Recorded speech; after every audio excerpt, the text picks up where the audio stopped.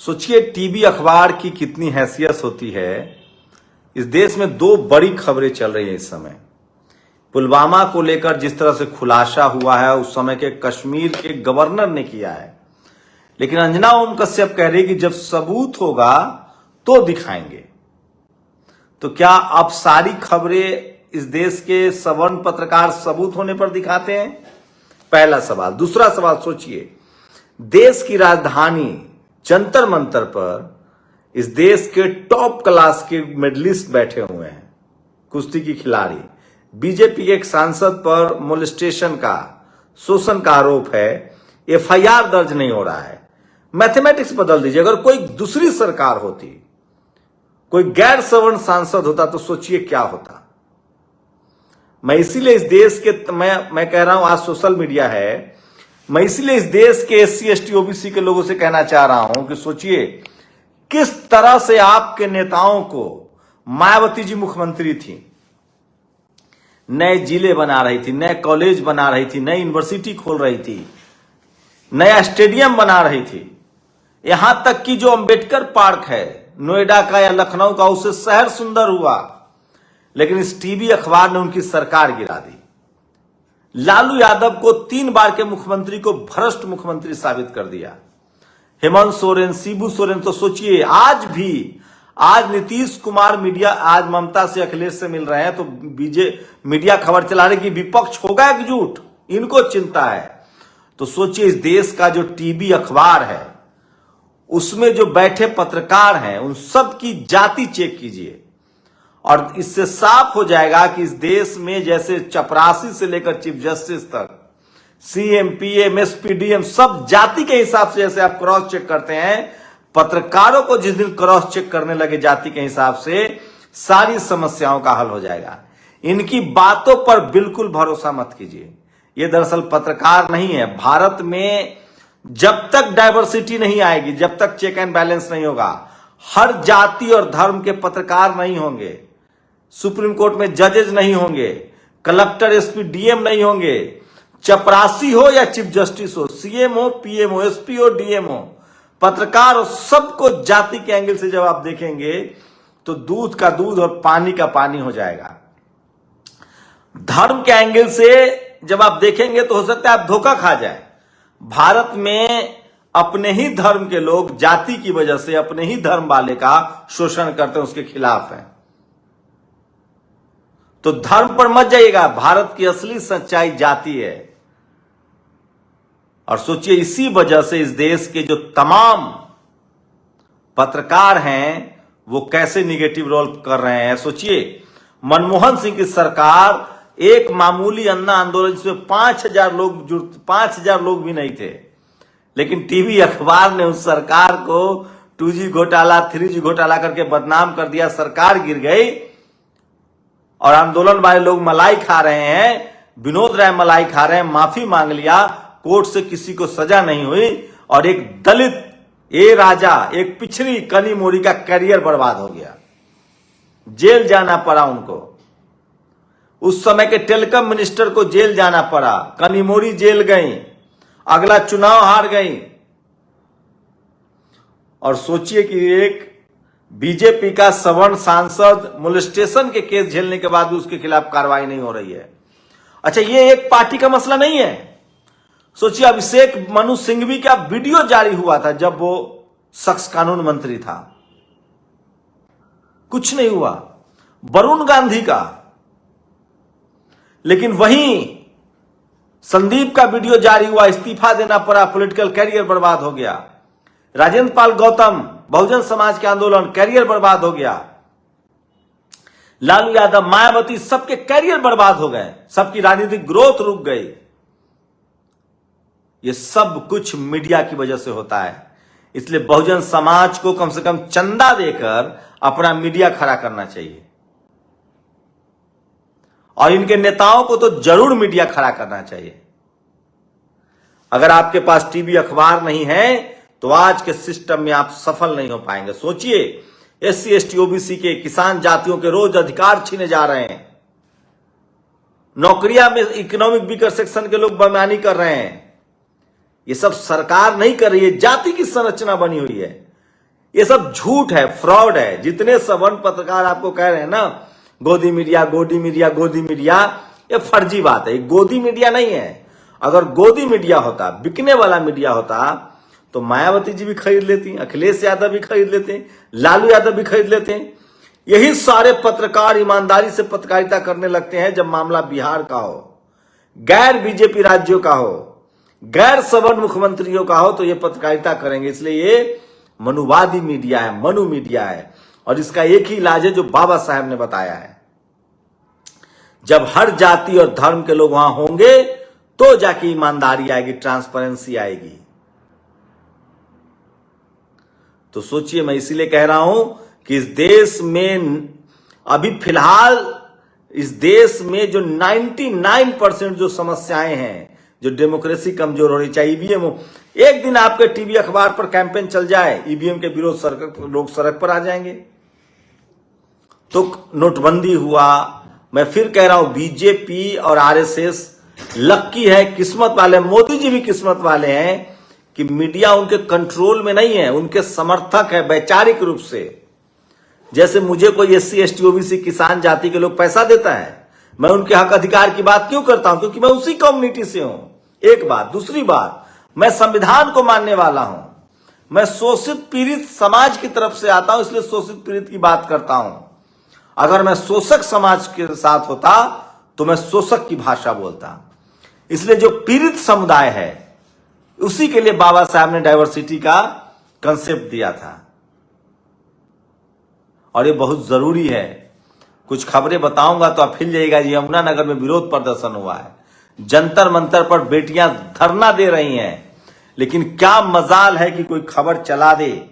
आप लोग तमाम खबरें नेशनल दस्तक पर देख सकते हैं। और सोचिए, एक और बात बता रहा हूं, नीतीश कुमार एक ऐसे प्रावधान करने जा रहे हैं जिससे आनंद मोहन की रिहाई का रास्ता साफ होता है। अगर टीवी अखबार होता आज बहुजन समाज के पास, शेड्यूल कास्ट लोगों के पास, तो आज नीतीश कुमार की भी जड़ें हिल जाती और उनकी हिम्मत नहीं होती कि एक अपराधी को बरी करने के लिए वो कलम से लिख दें। आज जो हमारे नेता भी अगर गलत फैसले ले रहे हैं, क्योंकि वो दिन भर टीवी अखबार देखते हैं। मैं जाता हूं नेताओं के यहां, मंत्री विधायक MLA सब टीवी खोल के बैठा रहता है। उसको लगता है कि वही दुनिया है जो टीवी अखबार दिखा रहा है। और टीवी अखबार क्या दिखा रहा है? वो अपने समाज के हितों की रक्षा करता है। इसलिए भारत में तब तक डेमोक्रेसी मजबूत नहीं होगी, तब तक लोकतंत्र मजबूत नहीं होगा, तब तक लोगों को न्याय नहीं मिलेगा, तब तक ट्रांसपेरेंसी नहीं आएगी, जब बहुजन समाज के लोग पत्रकार नहीं बनेंगे, अपनी बात कहना नहीं शुरू करेंगे। शुक्र मनाइए कि ये डिजिटल मीडिया आ गया, सोशल मीडिया आ गया है, ताकि हम लोग इतना बोल पा रहे हैं। और पिछले 10 सालों में बहुजन समाज इतना जागरूक हुआ है कि एक वीडियो दिखाऊं। आज राहुल गांधी कह रहे हैं कि 7% भी SC ST OBC के सेक्रेटरी नहीं है। अमित शाह कह रहे हैं कि SC ST OBC का आरक्षण देंगे, मुसलमानों को आरक्षण से खत्म करेंगे। यह है सिर्फ आपके बोलने की वजह से। वो मैं वीडियो दिखा दूंगा। राहुल गांधी ने कहा है भारत सरकार में मात्र 7% सचिव दलित, आदिवासी या OBC हैं। ये हम लोग सोचिए 10 साल से कह रहे हैं। क्या भारत में इन वर्गों की आबादी बस 7% है?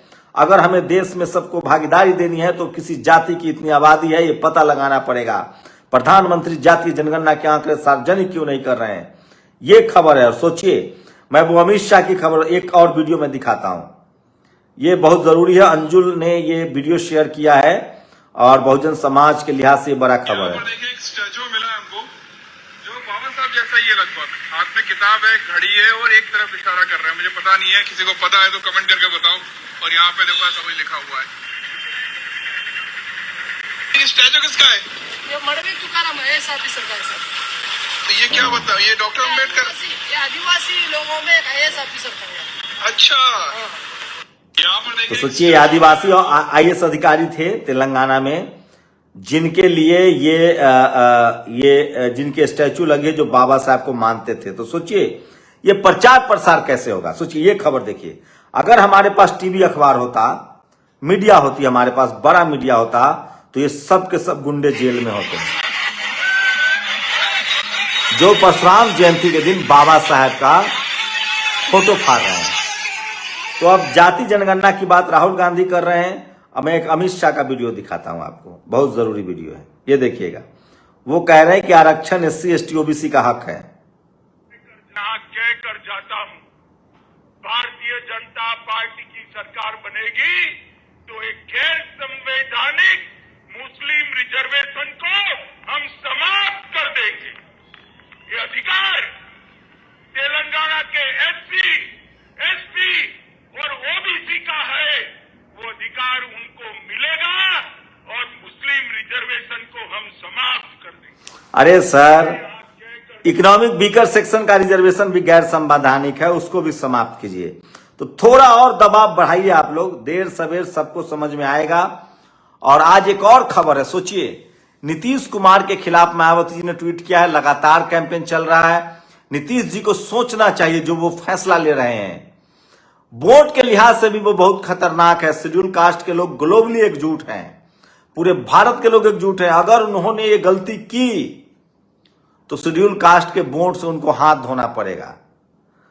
और दूसरी बात, अंजना ओम कश्यप आज वायरल है, वो कह रही हैं कि सबूत दिखाओ तब मैं बहस करूंगी पुलवामा मामले पर। मतलब अगर कोई खबर सत्ता पक्ष के खिलाफ होगी तो सबूत दिखाना पड़ेगा। मतलब अब जज हैं ये पत्रकार।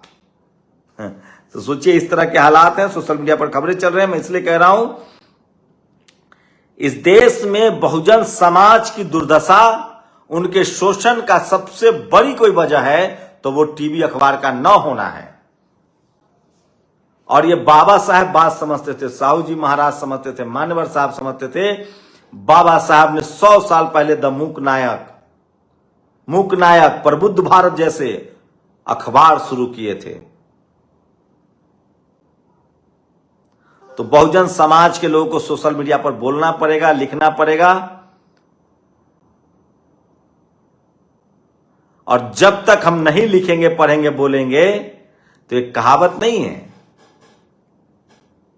कि मां भी तब दूध पिलाती है जब बच्चा रोता है। इसलिए मैं कह रहा हूं, SC ST OBC किसान जा सोचिए, रेसलर्स, नेशनल दस्तक पर सारी रिपोर्ट देखिए, रेसलर्स धरना दे रहे हैं। महिलाएं हैं, 7 महिलाओं ने आरोप लगाया है, कोई खबर नहीं है। आज खड़गे साहब ने ट्वीट किया है, 3,2900 करोड़ रुपए सरकारी कंपनियों ने PM केयर्स फंड में दिया, उसकी कोई जांच नहीं होगी। थोड़ा और जोर लगाइए, हर पार्टी के जुबान पर SC ST OBC का मुद्दा होगा, क्योंकि इस देश में SC ST OBC और किसान जातियां 90% है। उनके हक अधिकार मार के कोई सरकार नहीं बना सकता है। बस जरूरत यह है कि आप सब लोगों को अपने अपने संवैधानिक अधिकारों के लिए संवैधानिक तरीके से आवाज उठानी पड़ेगी, तभी चीफ जस्टिस से लेकर चपरासी तक CM PM SP DM बनेंगे।